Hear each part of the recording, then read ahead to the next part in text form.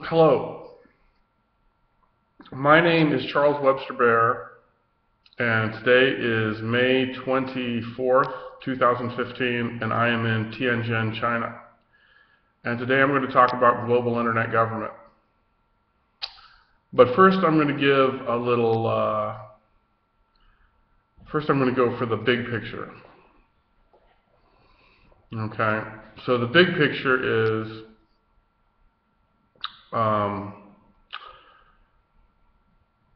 the universe, which began 15 billion years ago, because it was created 15 billion years ago.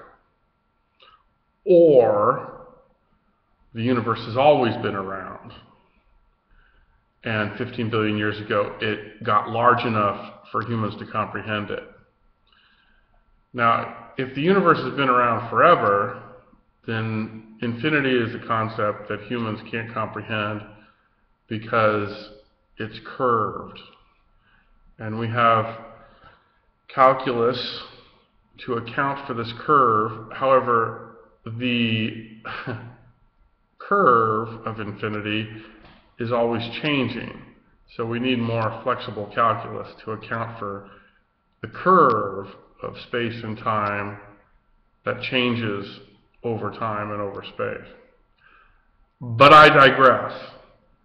So anyway, 15 billion years ago, the universe is an energy plasma made of dark matter, dark energy, and quantum particles. And this energy plasma expands and cools and forms neutrinos and bosons and leptons and photons and quarks. And this energy plasma continues to expand and cool and forms protons, neutrons, and electrons. And this energy plasma continues to expand and cool and forms hydrogen atoms. And then the hydrogen atoms continue to expand throughout the universe and are acted upon by gravity, which pulls them together and creates fusion, which creates stars, which create the elements. And 5 billion years ago, the sun and the planets in the solar system were created.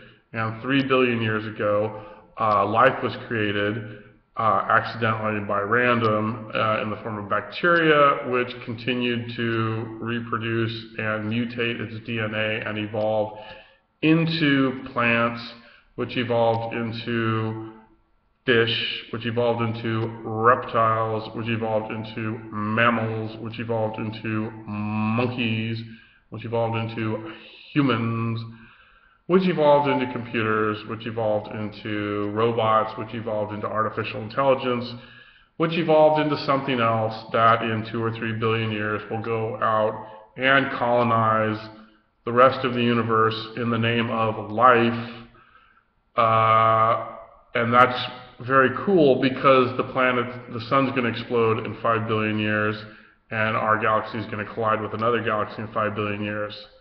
So life has a couple billion years to get out of Dodge, and that's what it'll do, and so that's great, and so everybody's happy. So that is the big picture. Now let's focus on the small picture. Now, 2015 AD. Okay, humans evolved from apes in Africa, from chimps, 3 or 4 million years ago, and then like 50,000 or 100,000 years ago, humans left Africa and they colonized the planet, and they formed societies and cultures and civilizations, and these civilizations got really advanced with language and farming and, you know, all kinds of groovy stuff. And then in 500 BC, in Greece, they threw down the foundation for Western civilization, which is science and math and philosophy, and that kind of stuff. And around the same time, in 500 BC, Buddha from Nepal cruised down to India and discovered the soul. And the soul is this. The universe. It probably exists. You definitely exist. And if the universe exists, well, that's great. And if the universe doesn't exist, well, then you have a soul. Okay? Got it? Okay, good. Now, this is called Buddhism, and it went east to China, where they were intelligent and advanced and got it. And it went west to Jerusalem, where they weren't that smart and they misinterpreted it. And that was Christianity, and then they misinterpreted it again 700 years later in Mecca, and that was Islam. And so now we've got religion, which is basically the misinterpretation of Buddhism, because people weren't that bright back in the day. And so then we've got the Industrial Revolution in Europe, and now white people have technology, so they use that to take over the planet. And non-white people get upset about this, so they fight back the only way they can by having lots of babies and outnumbering the white people. And then America comes along and says, hey, freedom for the individual, freedom of speech, freedom, blah, blah, blah. And so now we're at 2015. And everything seems to be okay, but there's just one little problem we've got. We either have destroyed the environment or we're about to with human overpopulation. Okay? And the reason that's a problem is because humans are part of the environment, and we need the environment to survive.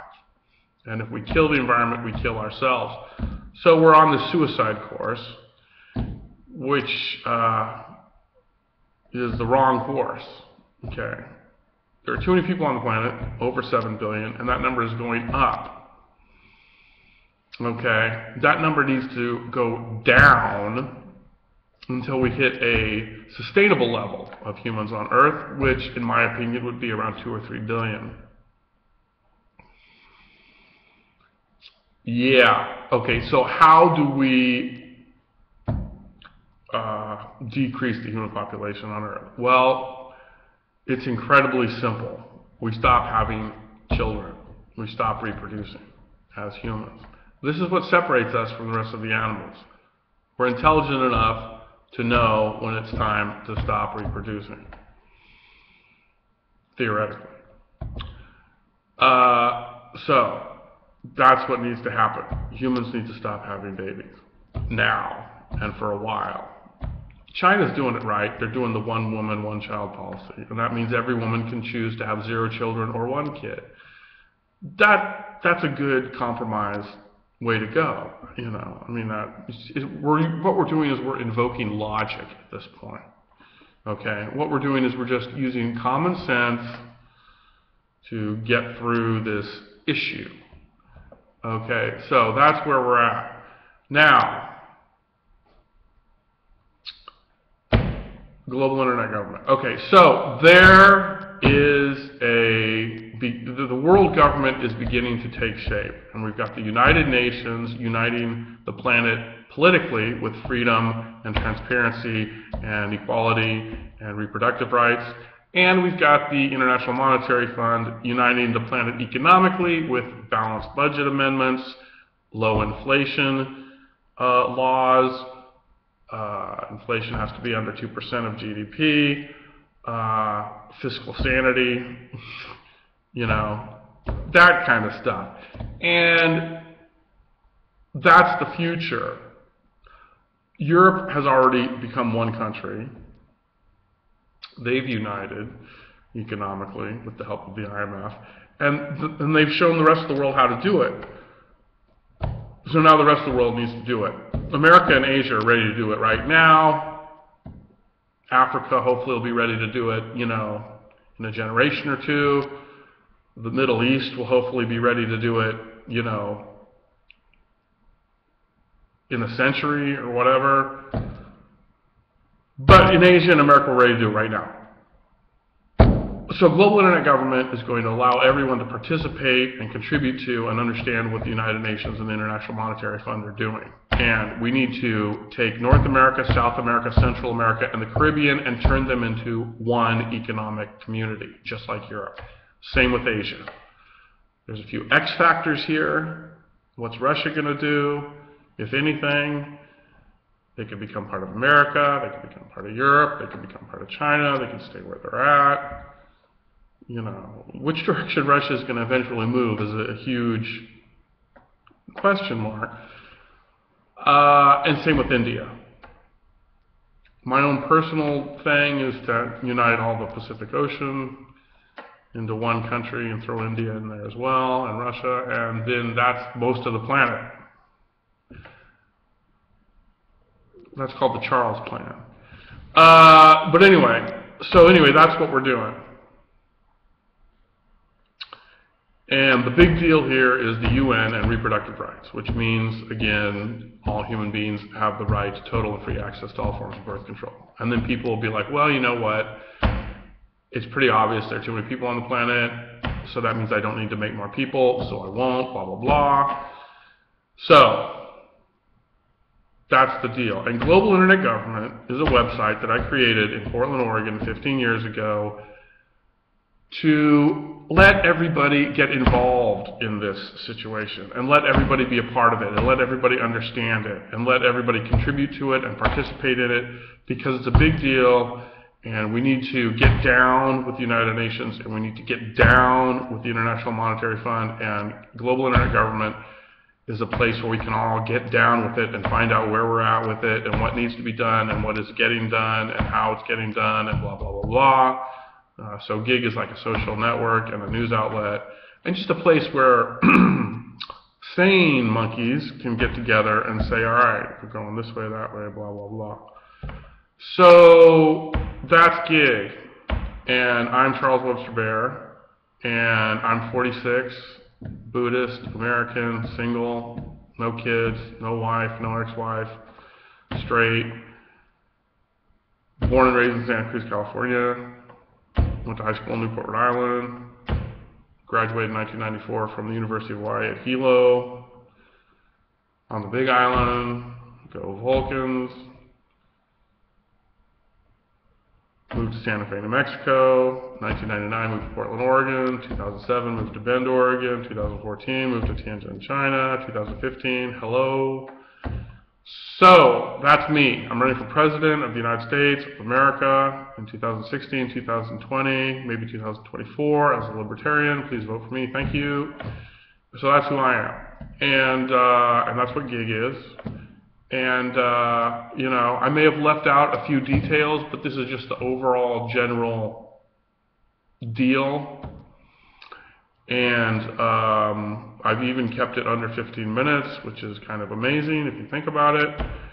And so that's about it. Peace in the hood, keep it real, yada, yada, yada.